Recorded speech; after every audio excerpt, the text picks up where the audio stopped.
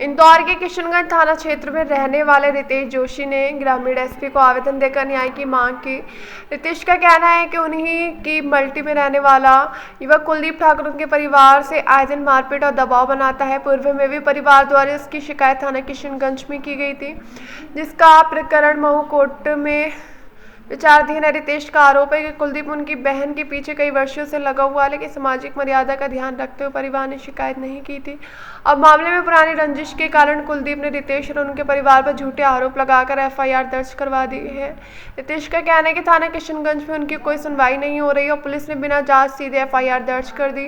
रितेश ने ग्रामीण एसपी से आरोपी पर कठोर कार्रवाई करने, झूठी एफआईआर को निरस्त करने और इस मामले को दबाने वाले जिम्मेदार अधिकारियों के खिलाफ कार्रवाई की मांग की है। गीता तिवारी है, ये मेरा भाई है, ये मेरी बुआ है। 3 महीने पहले भी कुलदीप ठाकुर ने मतलब पैसे मांगता है, ड्रिंक करने के लिए पैसे मांगता है, गुंडागिर्दी करता है,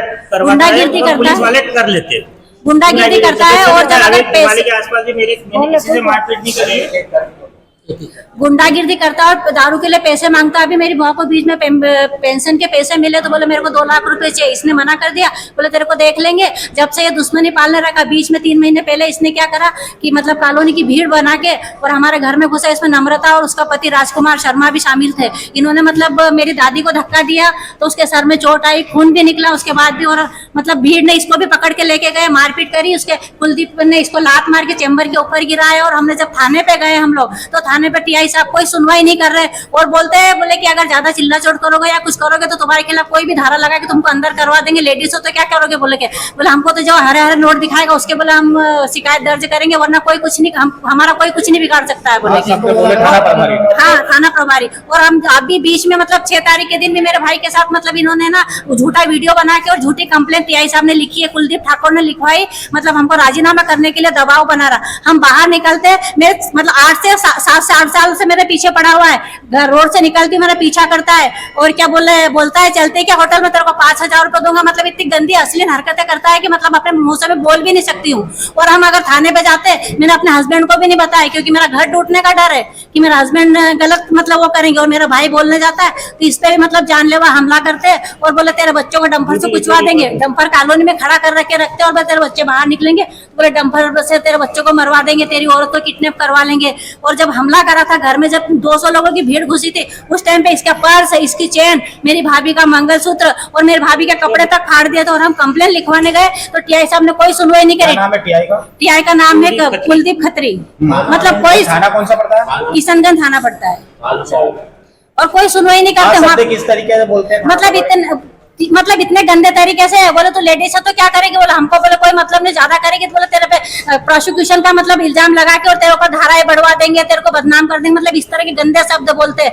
मतलब हम 7 बजे से तो रात को 3 बजे तक बैठे रहे, हमारी कंप्लेन नहीं लिखी गई। हमारी दादी के सर से खून निकल रहा था और दादी हमारी मतलब इतने टेंशन में और सदमे में आ गई थी। हमारी दादी अभी मतलब 1 महीने पहले 3 तारीख को मर गए। हमारी दादी शांत हो गई। दादी को बोला कि नहीं, हम इनकी मम्मी, हमारी मेरी दादी, ये मेरी बुआ है। चलो इनका बयान दादी।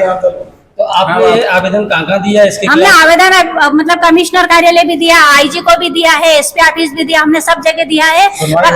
अब देखो अब अभी ये दिया है, आज ही दिया है। अब देखो सुनवाई होती है। आप परेशान हो रहे हो? हम मतलब 3 महीने से ही परेशान हो रहे हैं। अब घर से निकलना मतलब हमारा मुश्किल हो चुका है। वो मतलब कर देता है मेरे खिलाफ, उसके खिलाफ थाने पे कम से कम 15 कंप्लेन दर्ज है। और मेरे भाई का मध्य प्रदेश की किसी भी थाने में अगर एक भी एफआईआर निकल जाए तो मेरा भाई मुजरिम। लेकिन मेरा भाई का मतलब फालतू में बदनाम किया जा रहा है। वो ना किसी चीज में है। हाँ, ड्रिंक करता है मेरा भाई, करता दुनिया करती है ड्रिंक, उसमें कोई मतलब वो नहीं है, लेकिन बदनाम कर रहा है इस तरह से। अभी भी टीआई साहब ने एक एफआईआर झूठी कंप्लेन कर ली।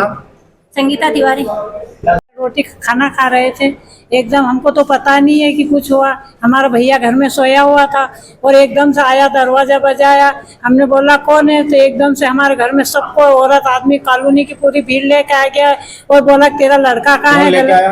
वो कुलदीप ठाकुर और वो अमृता शर्मा और उसका पति राजकुमार। फिर हमने बोला क्या हुआ? तो वो बोलता है कि तेरे छोरे ने कांड करा। मैंने क्यों, मेरा छोरा का ऐसा करता नहीं है। आज तक 15 साल हो गए हमको। किसी मल्टी में पूछ लो कि मेरा बच्चा ऐसा है।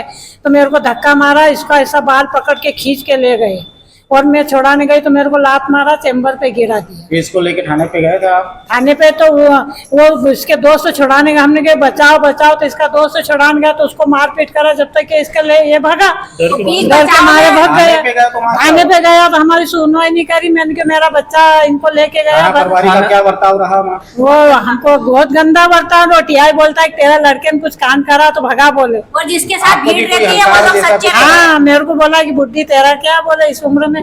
गाली गलौज भी थी। हाँ, गाली क्या गलौज नाम है भी। आपका? सावित्री जोशी। जोशी है। मैं पिकदम्बर ईडन गार्डन का निवासी हूँ। हमारे माननीय टीआई साहब ने मेरे खिलाफ अभी झूठी कंप्लेन करी, जबकि मैंने किसी से कोई मारपीट नहीं करी है। मेरे पास सारी एविडेंस है। मैं कहा था, इन्होंने झूठी कंप्लेन कुलदीप ठाकुर के प्रेशर में करी है। इन्होंने कुछ पेमेंट वगैरह भी हाँ, कुछ कुलदीप ठाकुर का तो थाना बंद हुआ है सब। हमारी कभी कोई सुनवाई कभी नहीं हुई। मैं गया भी था, इनने कुलदीप ठाकुर ने मेरे खिलाफ 6 तारीख को शायद कंप्लेन करी, तो मेरे को पता चला कितने दिन हो गए थाना प्रभारी को?